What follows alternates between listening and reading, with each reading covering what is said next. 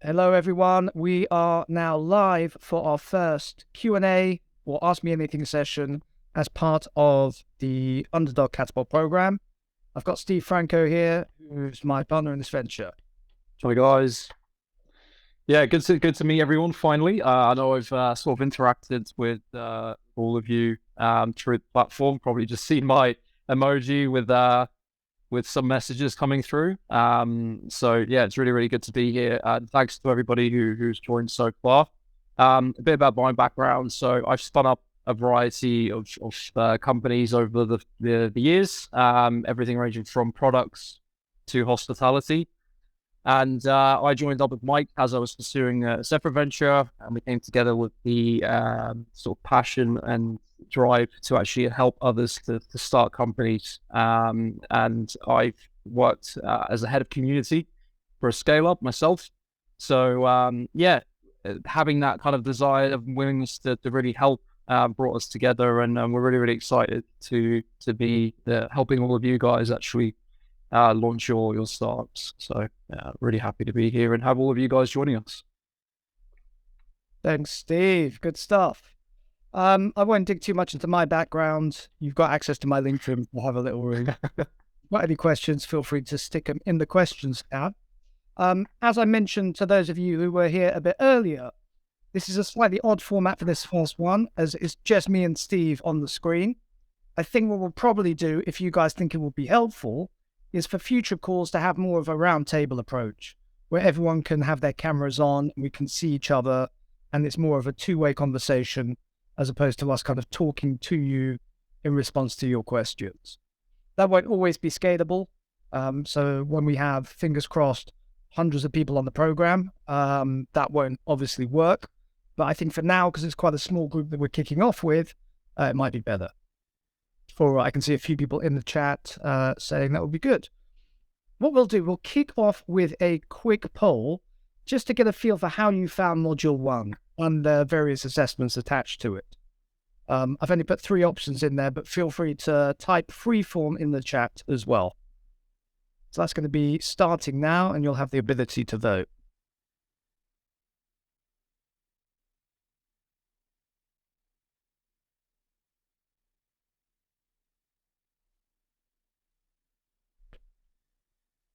Awesome. So no one found it easy. Oh, one person found it easy. That is good. Excellent stuff. But most of you found it hard and need a bit of help, which is obviously why we're hosting the session. And a few of you have got some ideas as to how we can make it better, which is so important. And I've mentioned in every call, from the kickoff call to Module 1, and it's going to be in every single call all the way through to Module 12 and probably beyond. We are a startup ourselves, and we're open to learning. I mean, we're doing this obviously because we enjoy it and we love it, but we're ultimately doing it because we want you guys to succeed. So if there is anything that we can do better, or that you think might work slightly differently and get you guys a better result, we are super open to it. Well, I am anyway. Steve might. Definitely open to it. Yeah, definitely. So any thoughts that you have for now, stick them in the chat, or feel free to message me or Steve offline, whether via email or on the platform. And we'd be happy to schedule a call and talk through, or just sit back and listen. Yeah, I guess sorry, Mike, to add into that as well, if you can, once you're on the platform, and I know I put a reminder in there, but you can just click on profiles. And now the great thing about the platform, although there are limitations within the chat feature in the general channel, you guys have the ability to actually reach out and chat to each other as well. So if you click on people's profile pictures, you do have the ability to reach out, DM, start having conversations, sharing ideas and thoughts, especially on the deliverables each week. And then obviously using that, you can chat to myself or Mike. So it's just simple clicking the picture, it will open up a chat window and you can start having a conversation. That's just something to add there. Sorry, Mike. No, yeah. I mean, that's a really good point. And I go even one step further. So me and Steve are not the gods of Underdog. Well, we are the gods of Underdog, but only within Underdog. And actually, each of you guys have got such deep experience, which hopefully we'll be digging into next week when we help you to find your respective spikes. You've got different perspectives, different experiences that will enable you to help your peers who are going through the same journey as you in ways that can be immeasurably helpful. So it's not just what me and Steve says goes by any stretch. We don't pretend to know it all, as I said before. So you guys should feel free to chip in and give each other feedback, in particular with exercises like the value proposition. So I know that Lizzie's posted hers up and I gave her some feedback, but please, please, please feel free to also give your own feedback and your own take on things, even if it's just from the perspective of a consumer. How does this sound to me as someone who is a layperson and not an expert in this field? And frankly, that's what I spend most of my time doing. I have, for my entire career, for longer than I care to imagine, been a generalist when it comes to sector. I have specialized at times, but over the course of my career, I've worked across all sorts of different industries, and that's what I love doing. And I would hate to be a specialist in any one thing at the expense of being a generalist. So you guys feel free to wear that generalist hat and give each other that feedback. In terms of questions, nothing has come through yet, but what of those of you who said that you were maybe struggling or found the process a bit hard, maybe type any questions that you've got in the chat here so that we can help you out. Were there any specific sort of crunch points for you? Were you just overwhelmed? How was the experience? And of course, if things went well for you, I know at least one of you said that you found it relatively easy. Is there any advice that you can give some of the others as to what helped you get started and complete that assessment?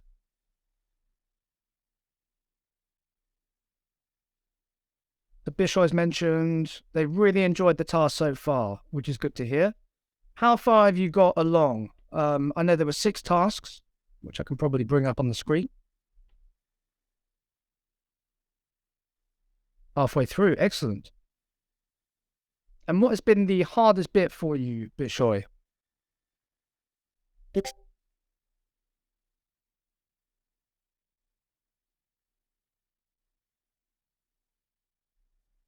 I can tell you 100% on the next call, we're going to have that round table so that we can actually talk, because this is something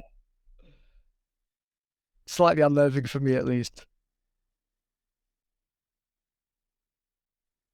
Yeah, definitely. So Bishoy said that nothing's been that difficult so far, but maybe when they get to that value proposition part, it might be a bit of a struggle. And I think that's, I mean, even for us, as Steve and I have been on accelerator programs ourselves as participants, not in the kind of organizational capacity. And for sure, almost every accelerator program that I've been on has had something like this value proposition that is a common thread throughout the entire program. And it doesn't need to be perfect. As we said in the actual module video, done is better than perfect. Just stick something out there. Don't be afraid. Put it out there, particularly, and I can see Simon said building in public seems a little scary, but actually the beauty of the Underdog community is it is private and it's enclosed. So you should feel free to kind of share openly and share your vulnerabilities and your struggles and the difficulties that you're facing on there.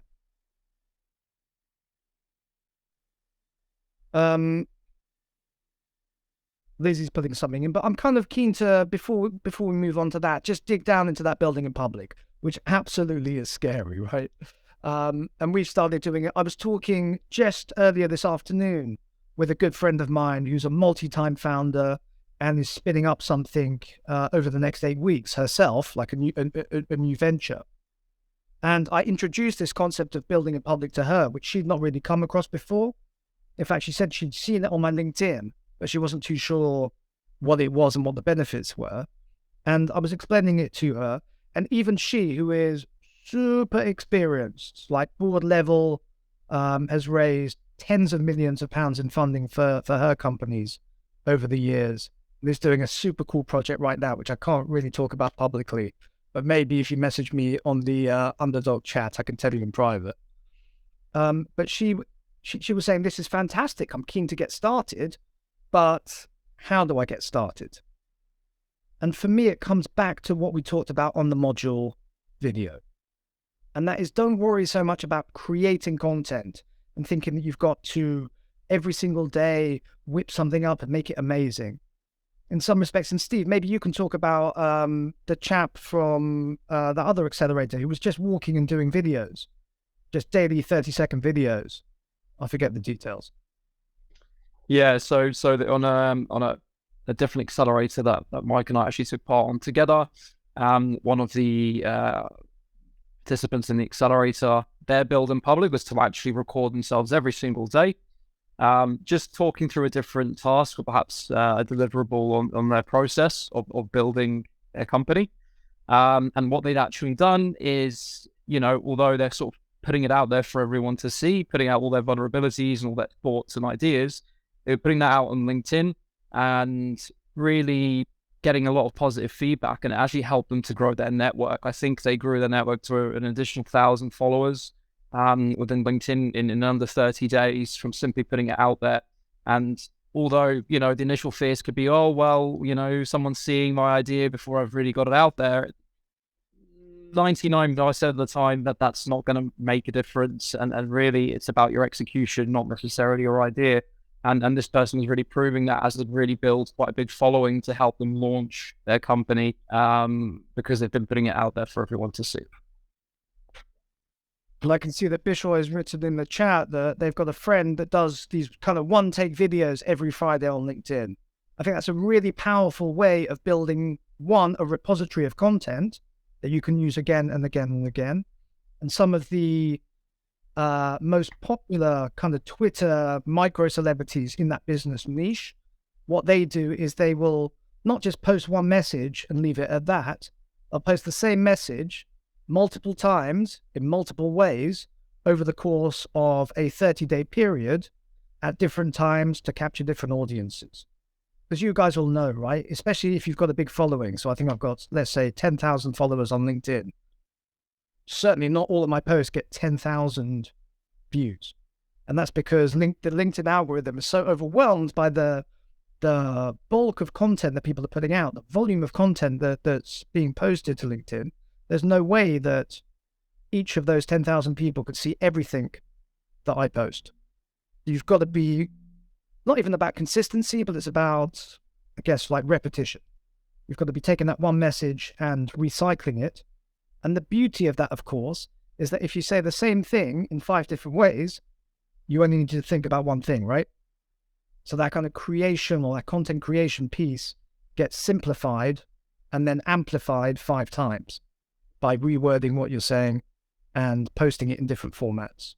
And we talked a little bit about, I think we talked a little bit about, but if not, we will in one of the future modules talk about people liking to read, other people liking to listen, and yet again, other people being more visual learners, so a video format being better for them. And even with video, you can go long form, such as on YouTube, or even on YouTube, you can do the YouTube Shorts or Instagram Reels or the TikTok videos, which are more snappy and kind of capture people's attentions. So yeah, building in public might be daunting, but fear not. Fear not. The reality is, and Steve kind of mentioned it already, if we're worried about our idea being stolen, actually the other people in the room, the people who are going to be interested in what you're talking about, are focused on their own things. No one has got the time to steal your idea and to work on it. Ideas are 10 a penny. And it was in a book I was reading recently. He talked about the fact that it's not the Nike running shoes that win the race. It's not the idea that wins the race. It's the athlete that wears the shoes that wins the race. Execution is everything, right? The ideas are 10 a penny.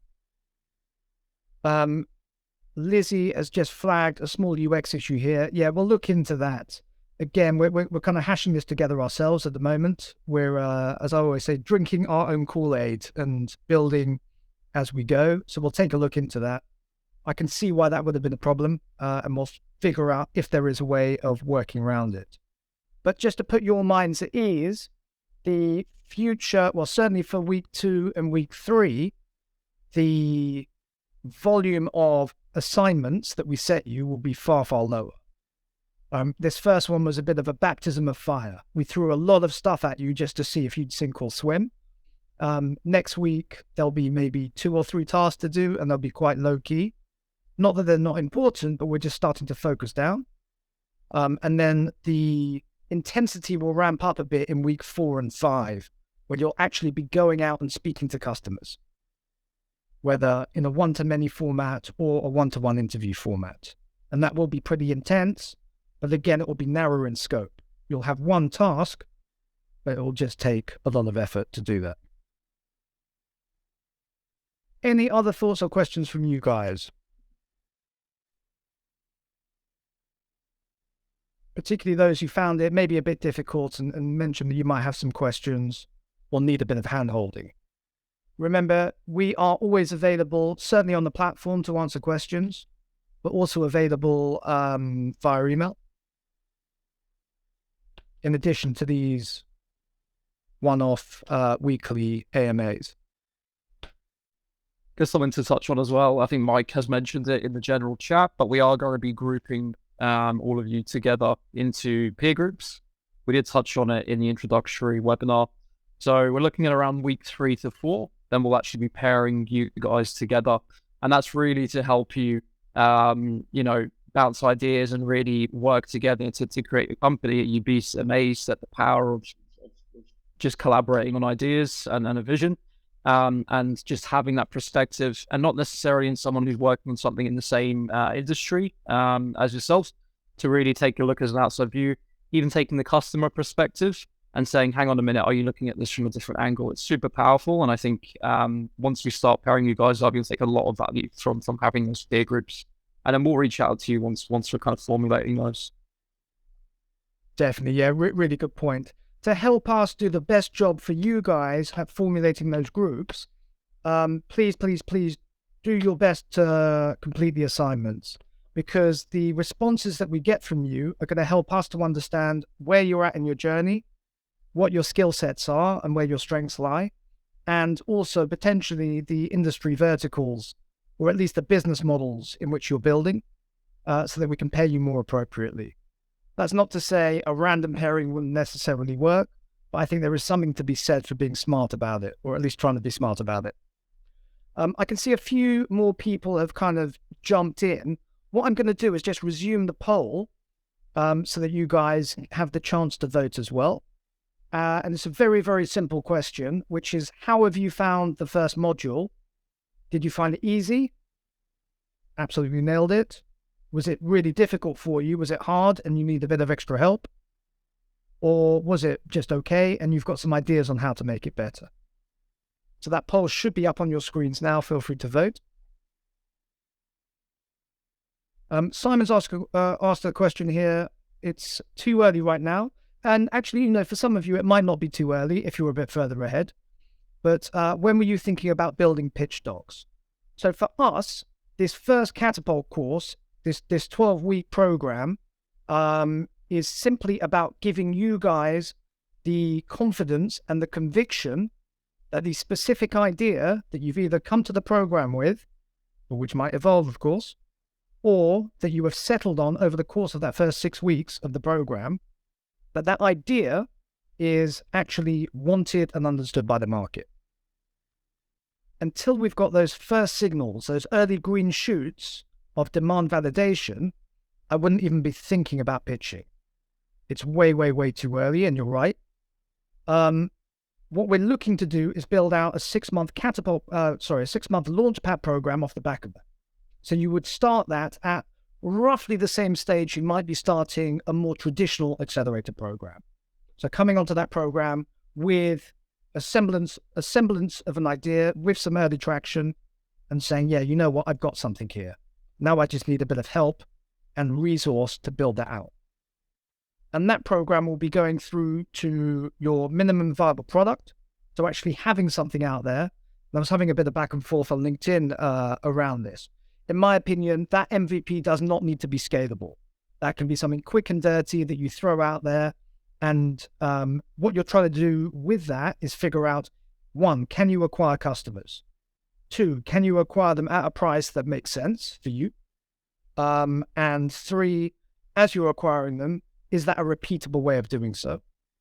and maybe a little bit of can you actually service them in a way that keeps them happy within the constraints of your MVP.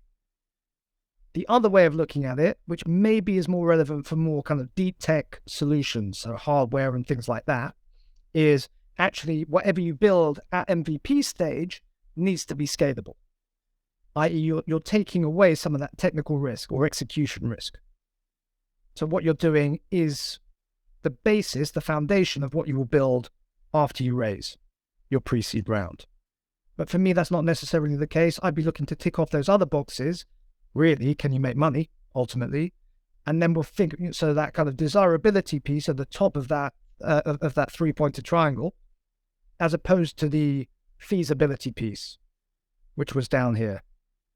And then maybe a little bit of the viability. So can you also sell it at a price that makes sense?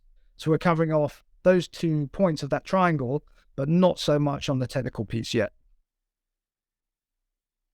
But in short, in answer to your question, that was a rather long-winded way of saying what we'd be looking to do is help you to get pitch ready probably 9 months into the program.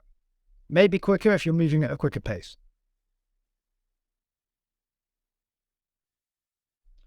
Did either of you ever face a kind of imposter syndrome when building your business? I still do. Still do, of course, right? I think it's absolutely normal. I'll let Steve jump in a second. Yeah, but from my perspective, I'm naturally introverted, right? And I remember when I was working for IBM as a kid, essentially, I managed to blag my way onto a sales course, even though I was in a more technical role. And that was because I realized that my manager at the time, his compensation was benchmarked against how many hours of learning his team did. But his team was filled with salespeople that I was supporting in a technical capacity, and none of them wanted to go on trainings or anything like that because they just wanted to go out and sell because their commissions were based on how much they sold. So I said to him, look, you've got all of this training budget available. You need to spend it. Just give it to me. So I went on all sorts of courses over that 12-month period. And one of those was a traditional IBM sales course, which probably at the time was the best ranked sales school in the world. And it was filled with salespeople. And then there was one technical guy who'd been forced to go there by his manager to kind of be able to empathize with the salespeople. And there was me. And they made us do a personality test, which may be coming up for you guys too. And then the sales trainer made us stand in, on one side of the room if we were extroverts and the other side if we were introverts. And I was stood next to this really nerdy technical guy and then looking at all the cool salespeople at the other side of the room. And I was like, man, I can't be like him. I want to end up like them. And I just made the decision then to change my mindset and just to become an extrovert. Even though naturally I'm introverted, I just pretend I'm an extrovert. And I don't mind getting up on stages. I speak at business schools quite regularly in front of hundreds of top-notch MBA students. And it doesn't faze me in the slightest. So you can kind of fake it till you make it a little bit. But really, that's why we encourage you to build in public. Because it's they're little incremental steps that encourage you to realize that actually it's not that bad. One, probably the haters don't really care. And people who want to support you are the ones who will come out of the woodwork, not the haters. Steve, any thoughts on that?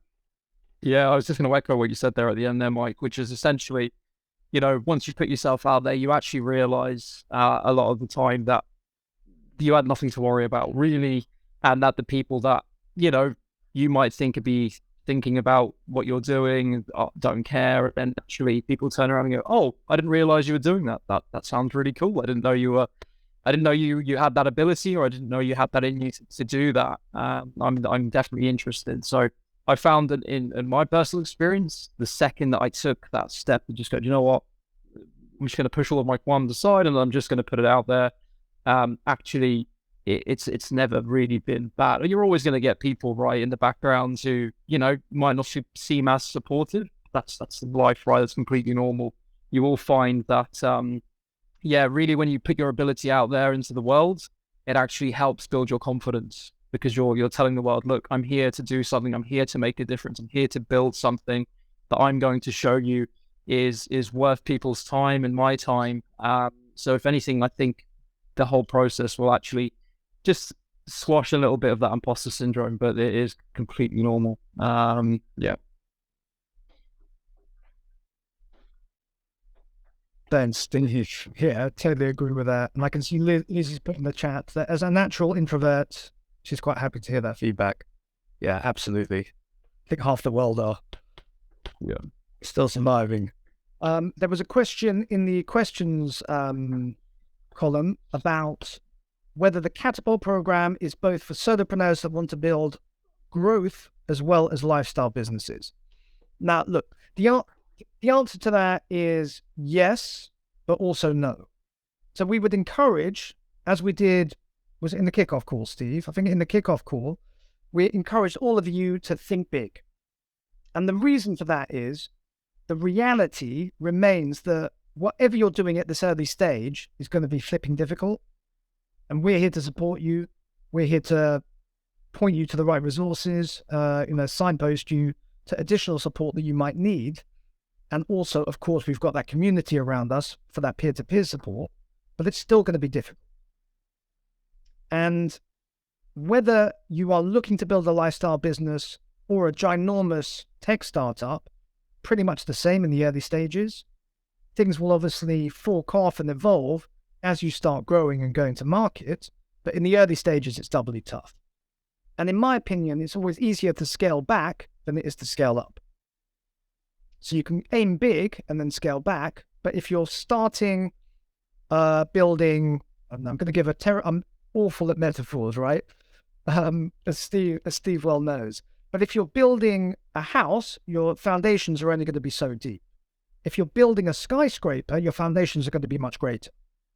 But it's easier to build a house on top of a skyscraper's foundations than to build a wobbly skyscraper that doesn't have the foundations to support it.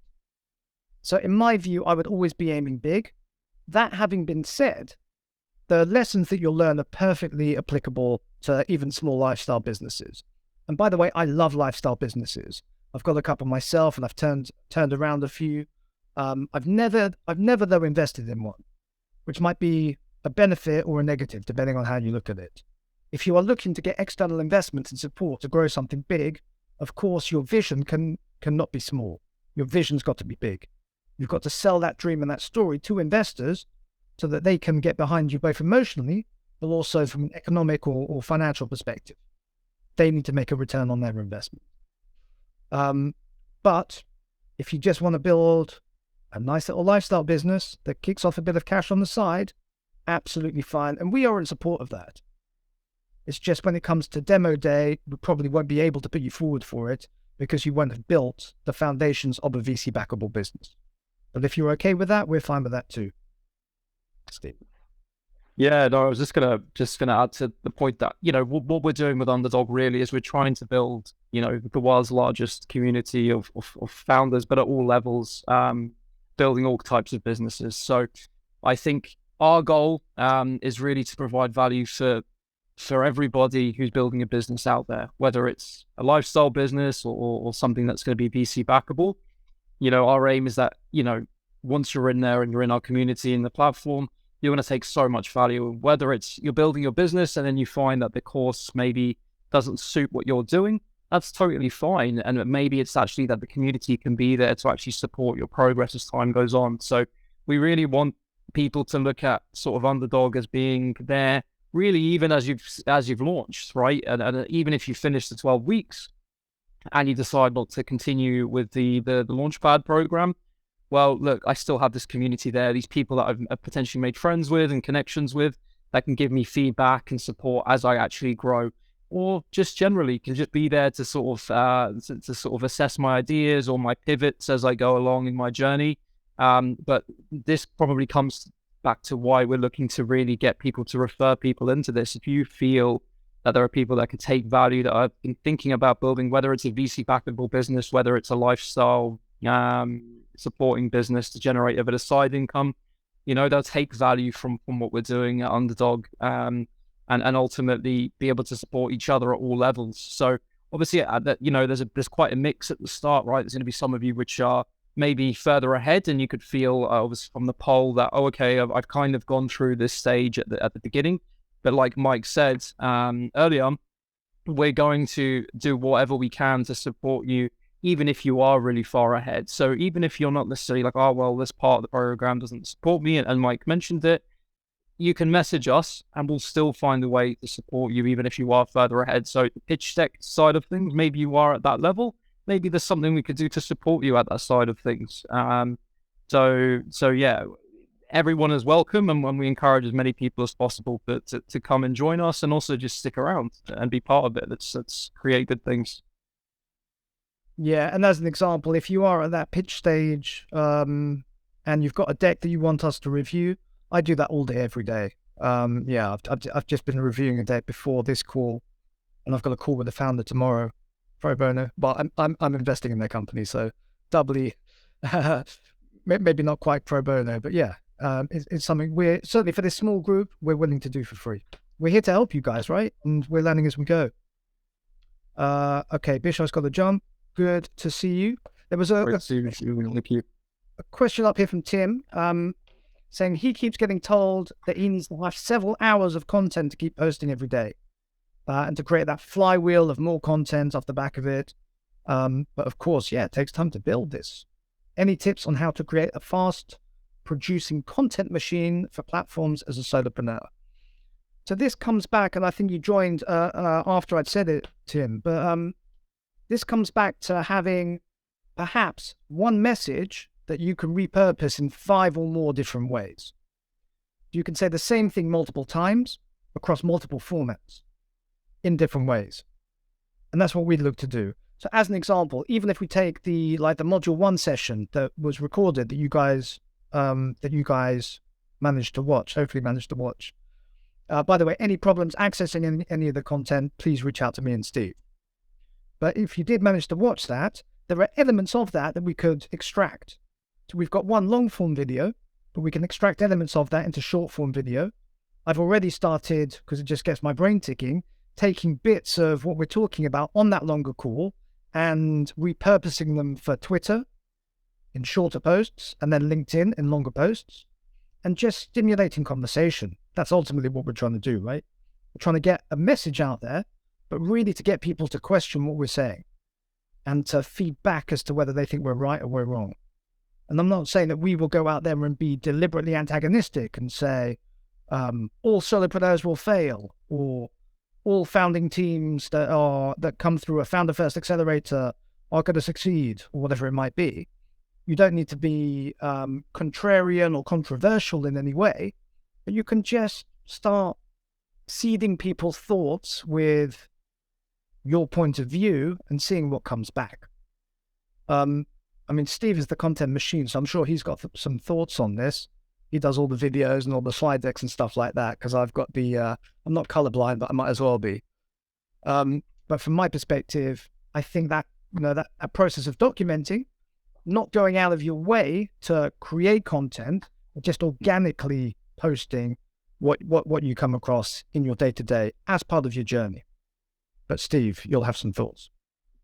Yeah, I mean, I completely agree with everything Mike said there. I'd probably add that, you are going to have, I know this is a cliche, but I don't, it's said a lot, but you do have thoughts and ideas that are different to the majority of people around you, even if you have a very small circle.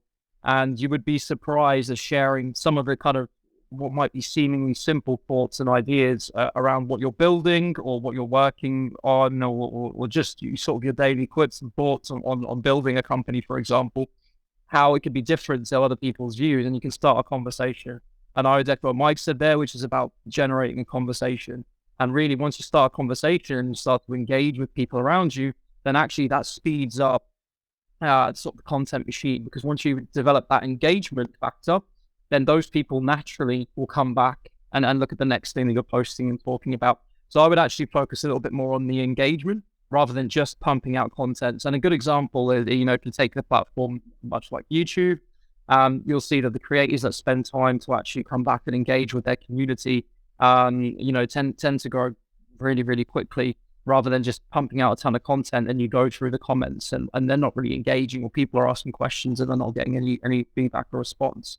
So I'd say be confident of your ideas, and also don't be surprised that, like Mike said, how many times you can repurpose the same message, or how many times, for example, you could take a sort of a landscape A4 sized piece of content or an idea or a slide, for example, and chop that down into various formats for different platforms. And actually, there's so many sort of niche platforms out there, especially around entrepreneurialism, that can really get your ideas out there to a different audience that you might not have thought of before. So yeah, be open-minded to where you can post content and really focus on actually just starting conversation. I think be your best way, Michael. And just on that engagement point that Steve made, think not just about the vanity metrics and that online engagement, although of course that is important, especially if you're looking to game the algorithm, but also think about offline engagement and the opportunities that putting yourself out there might bring your way. And I gave the example earlier of my friend, like really, really experienced business person. And she reached out to me today to talk about something unrelated, but we were talking about this kind of build in public idea that we've seeded with you guys. And it wasn't something that she had heard about, despite her years of experience. And, she's very digitally adept, let's say, but she'd not come across it before. But she had seen it on my LinkedIn. So when I mentioned it, it sparked something in her. And we started talking about it. And we've actually, off the back of that, agreed to collaborate on a minor project, which could turn into something big. So that just gives you an idea of the serendipity that can come your way, which we'll be talking about in next week's module, simply by putting yourself out there. You've got to create your own luck in many respects. And if you think about content as a way of creating your own luck, as opposed to a chore where you've got to go out and, I've got to film more content and I've got to chop it up and put it out there. That's not the way to do content. It should be fun. It should be engaging. You should be enjoying it, and you should be reaping the results. Steve. Yeah, no, yeah, you touched on it perfectly, which is, have fun while doing it. You have to really enjoy the thing that you're putting out there and the ideas that you're sharing. And I think Simon just there made a comment which nails it as well. Another way of looking at it is replying to others' content. It gets used to it. I completely agree with that as well. Simon, that's also a really, really good way of just getting out there and producing content. So yeah. No, I love that. That's one way of quickly and easily doing it. So I, in the past for a previous business, I was just scraping LinkedIn for posts that mentioned a specific topic that I was interested in engaging on. And then I just religiously go through and, not low energy, but I would actually read the post and then I'd think up something useful and helpful to reply as a comment. And the inbound that you get from that can be pretty helpful, especially, by the way, if, and maybe we'll talk about this another time, but if you set up your social profiles so that your message and your value and what you're interested in and the people that you help and what you do is super clear in your bio. So when I post, for instance, it says that I back Accelerator vetted solopreneurs. Super clear what I do and who for and what I'm interested in. So when I post a reply to a comment, and it's already started happening for me, I just updated that a couple of days ago, but people have already started reaching out to me off the back of that to talk about potential collaborations. So that's a really spot on, Simon, a really low effort way of starting off without needing to create any content of your own.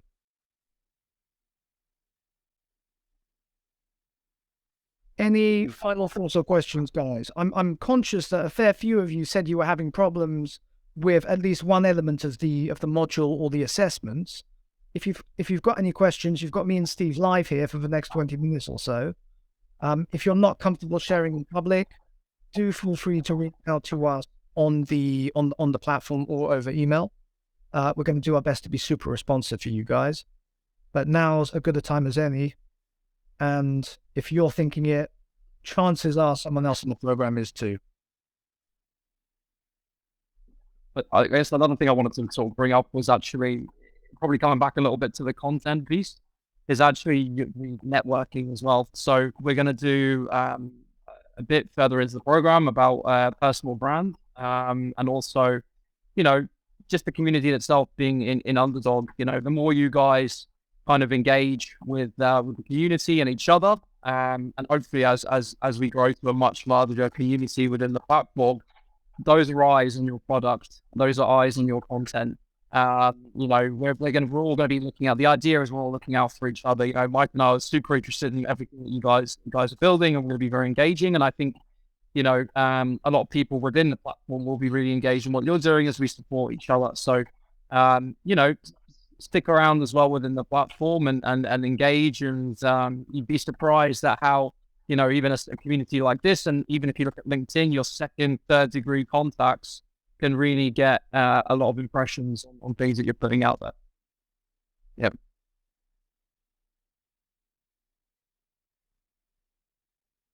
Lizzie's asked, do you have to have a clear concept for your startup, or is there room for experimentation on the initial idea? And can I have a free t-shirt? I don't think I've even got an Underdog t-shirt, Steve. I'll sort you guys out. Don't worry. Gonna get some swag for sure. But again, yeah, you guys need to refer people. So there's some sort of threshold, isn't there, Steve? I know for every 2 people that you refer, you'll get, who join the platform, of course. Every 2 people who join the platform that you've referred, you'll get a free 1-hour mentorship slot, either with me or with one of our external mentors. So I think up to, how many was it, Steve? 6 hours worth, wasn't it? Which would be half an hour for every week of the program. But there's also, I think if you refer 10 people, you get a swag bag, which is probably going to be, I think, like a cap, t-shirt, hoodie, that type of stuff. TBD. I'm not sure. Have you made them yet, Steve? we have some prototypes in the works, but I think Mike and I were planning, especially for our sort of earlier members of the program, to really, send some stuff out to you guys as well for believing in it and being part of it at the early stages. So we'll definitely be reaching out to you guys as the time goes along and sharing the love with some swag. Definitely. Yeah, for sure. So just going back to Lizzie's original question was, do you need to have a clear concept for your startup, or is there room to experiment around the initial idea? And absolutely not. You do not need a specific idea. In fact, you don't need any idea at all. So the first 6 weeks of this Catapult program are around digging deep into who you are as an individual, the strengths that you have that you can bring to the world, the audience that you want to engage with and to help, to serve, essentially. And then doing that customer discovery phase where you go out over the course of those 2 weeks and speak with customers, either in a one-to-many or a one-to-one live format. And we'll go into that in far, far, far more detail in the prep work for those weeks. But ultimately, this is a design thinking process, which came out of Stanford Business School some years back and has been adopted for this program. It's a bit of a bastardized version, to be fair. But what we really do is we go out and we listen. We don't lead with our solution. We listen for problems. And once we understand those problems and we can start connecting the dots and seeing the commonalities that our audience, however niche it is, has with one another, only then can we start actually ideating. And even once we've settled on one idea, of course, we'll go out and we'll test. We'll experiment with the market. And that's what that whole second half of the program is about. Those final 6 weeks are about running tests and mini experiments to try and refine, reject, or get behind the specific idea that you've chosen. And hopefully end that entire 12-week period with some hard metrics and data that supports that what you have landed on as an idea, whether from scratch or having picked from a basket of ideas that you've come to the program with, or even having iterated on the idea that you started off with, that idea is or has the potential to be great. It's got legs. So that's ultimately what this entire Catapult program is about. So don't feel that you need to be settled on your idea by any stretch. In fact, part of what we're going to do is be challenging your idea, which is why we get you to start with your value proposition, particularly if you're coming onto this program with an idea, so that we can try and pick it apart and we can challenge it and we can, give it pokes in the right places. And if it stands up to the test, that is fantastic. And that should give you additional confidence and additional conviction that you're on the right path. Have you got anything to add, Steve? I was just going to add a kind of a point you made on the call last week, Mike, which is, we're trying to give you the best possible chance of succeeding. We're going to, like Mike said, strip it right back so that when you complete the program and potentially have already launched your company or in the stages of actually getting your product out there onto people's eyeballs, that you are fully confident in your idea and ultimately really give you all of the markers to potentially succeed with your business. But that is our goal here, whether it's something that's going to be VC backable or a lifestyle business, as I think Bishoy said earlier. I've got a question here from Simon asking who the outside mentors are and are they listed on any of our pages? They're actually not, are they, Steve? I don't think. No, not yet. Yeah, so we can try and whip that up for you. There are too many to mention, but I've been in the world of startups for 15 years, and as you can imagine, I have come across a ton of incredible people. And I've been a mentor, like a startup mentor, since I think 2014 is when I got trained by the Institute of Entrepreneurs to be a mentor. So I've been doing this for a super long time. And the beauty, certainly, of my network is the fact that because I've done different roles in the world of startups, ranging from as a mentor and advisor, where I've met a ton of other mentors, consultants, advisors, but also as a founder myself, as an employee too, actually, and Steve's an employee in the scale up, but also as a VC and an angel investor. No matter where you need to get advice from, whichever perspective you need to get advice from, there is probably someone in our network who will be well placed, if not best placed, to help. So yeah, in short, too many to mention, but maybe we'll pick a few out, Steve. That might be a nice idea, actually. We'll pick some maybe we'll highlight one profile every week and start getting them out there so you guys can.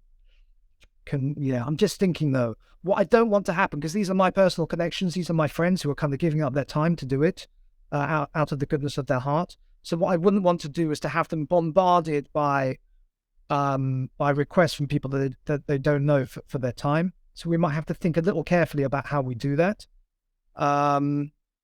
But yeah, we'll find a way. Fear not. Maybe we can get them on the. I was going to say, yeah. I was going to say what we're probably going to be doing is actually bringing people in as well into these calls. So, this format of the AMA will change as we progress. We've kept it, this format. Next week we'll be looking to do a bit of a round table. So I definitely encourage you guys to join, all of the calls, but next week should be quite dynamic and fun.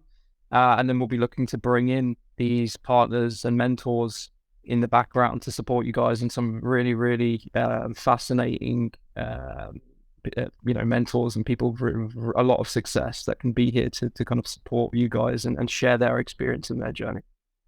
Yeah, and it won't necessarily just be for the one-to-one mentoring. As an example, my friend who I mentioned I was speaking with earlier about that building public idea, she's going to be coming on board, or she's offered to come on board to do a session on branding for us, and she's a branding expert. So maybe we will invite her to one of these sessions so she can give you a bit of input for maybe the first half hour, and you can ask her any questions that you might have about that specific topic once we get to that particular stage. And then we'll do maybe some Q&A or maybe a bit of networking for you guys. You can start meeting one another outside of your working groups. Yeah, and this probably comes back to, I know I've said it earlier, but just why it'd be really good for you guys to refer people in. We do have a sort of the door is open at the moment for what we're calling sort of cohort 1, but we're only keeping the door open for a couple of more weeks to allow the group to really be on this journey together. So I really encourage you guys, if you have people out there that you think are even considering it, it doesn't have to be something that's, like we were saying, VC backable, they're just interested in starting something. I really encourage you to get them on board because we'll be closing the invites pretty soon, and then the next cohort, it'll be cohort 2 down the line. So awesome. Any final thoughts or questions from anyone? Steve and I have booked out like the full hour for this. So we're happy to stick around and answer any questions you might have. One thing I wanted to add as well, I know Mike touched on it earlier, just in case you guys weren't here. So, I know that the deliverables, they are quite heavy. And if you guys sort of is approaching Sunday, we put the deadline there as Sunday 9 p.m. And I just wanted to add that, ultimately the deliverables, the assignments in the program are really for you guys. They're not for our benefit. The goal is really to guide yourselves. So they are. It's a deadline for you guys, not a deadline for us.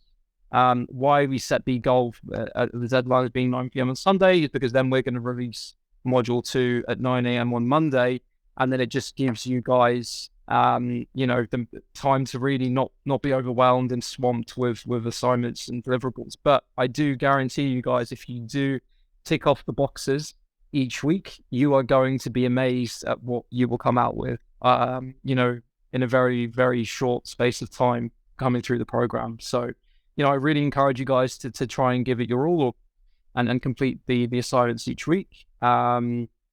But yeah, just to add that the assignments are for you guys, not for us. So you're not going to get told off by us for not doing them, but by doing them, you'll have a really good experience on the program, and then you'll ultimately all come through it together and be able to share a lot of your knowledge and really rely on each other for support and stuff as we go through.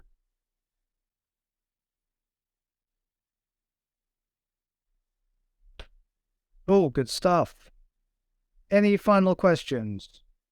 Obviously, if you're not, we've said it before, but if you're not comfortable asking your questions here, feel free to reach out to us on the platform or over email. And because it's a manageable group size, we'll be getting back to you quick time. As the community starts to grow, that won't always be possible. So take advantage of it whilst you still can. Yeah, we'll be leaving the recording as well. I think we'll drop this into the chat after. So, I mean, if there's anything that you guys want to refer back to that we spoke about today, then, all of the AMAs will be available in the platform. A lot of the video content that we're putting out there, guys, as well, is exclusive to the platform. So this is why we're saying getting people in, or, there's no cost here. There's no, we've said from the start, this is a completely free program. You guys can go through this entire program for free. There's nothing you have to pay, no hidden charges or anything like that, and we will get you to start and launch a company. But the content that we have within the platform, we want it to be exclusive to you guys. So, for taking the time and jumping in, you will get all of the benefit of all of the content and material that we put out. Definitely. Good stuff. Well, look, thank you all again for your time. We'll probably call it there. And any questions that you have off the back of this, as you continue working through the deliverables for this week, just reach out to us. That's what we're here for. I know Steve said, don't worry too much about that Sunday 9 p.m. deadline. I would say do worry about it, because I'm going to be keeping accountable 100%. And one of the key predicators for success that I have seen in the hundreds of founders that I have mentored over the years is that bias to action. Guys, I'm going to try not to swear because I get in trouble, but get stuff done. Just get stuff done. Get out there and have that GST mentality. That's what we need to see from you guys. Even if it's not perfect, better done than perfect. Have that ready, fire, and then aim mentality. Don't even worry about aiming for this week. Just get the stuff done, get it in there, done and dusted. Then you can chill for next week, which is going to be way lower key. You can chill a little bit in week 3, which is going to be marginally low key. And then you'll be refreshed and ready to ramp up for week 4 and 5, which are going to be focused but intense. Those customer conversations. So that would be my advice to you. Get it done, 9 p.m. Sunday. There's no excuse. I know it's bank holiday, but whilst you're enjoying the coronation, just start thinking about what you're going to be working on. All right. On that happy note, should we call it a day, Steve? Yeah. Thank you so much, guys. Pleasure to see you all in the chat. And as we'll be in the community, and we'll speak to you all in there. Beautiful. Thanks, everyone. Bye for now.